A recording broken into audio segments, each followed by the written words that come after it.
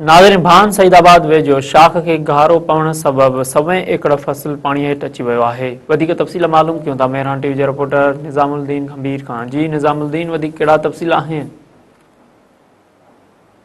ॿुधायां त भान सईदाबाद भरिसां वज़ीर आला सिंध सैयद मुराद अली शाह जे अबाणे ॻोठ वाड़ जी शाख जंहिंजो नालो दल शाख, उहा राति फजर जे टाइम खां जेका ठेकेदारनि ऐं आबपाशी खातेदारनि जी करप्शन ऐं ठेकेदारनि जी नाक़स मटीरियल सां नई ठहियल साल जे अंदर में टुटी पई। जीअं शाख ते तेज़ बरसातनि सबबि ऐं पाणी घणे वहे किरे जे करे उहा शाख टुटण सां गॾु उनखे वॾो गारो पइजी वियो।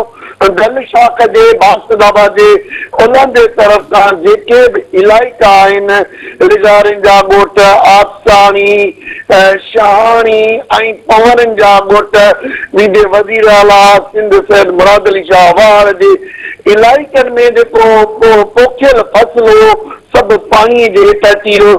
जॾहिं त मां तव्हांखे ॿुधायां त हिन इलाइक़े में वोणनि जो फसल तमामु घणो थींदो आहे। जेको हिन वक़्तु वोणनि जो फसल पोखियल हो उहो इन गारे शाख जे गारे पवण सबबि सॼो पाणीअ में बुॾी वियो आहे। ऐं जेके आबादगार इलाइक़े वासी परेशानी में मुब्तला ऐं इलाइक़े वासी जेके आबादगार आहिनि उन्हनि सिंध जे वॾे वज़ीर खां मुतालबो कयो आहे त आबपाशी खाते जी नाहाली आहे, फौरी तौर ते हिनखे नोटिस वठी हिन गारे खे बंदि कराए, छाकाणि त ही पाणी फसलनि जा ॿोड़ींदे हींअर पसगिरदाई जे 10 खां 15 ॻोठनि में दाख़िल थी चुको आहे। जी निज़ामुद्दीन, अवां जी महिरबानी।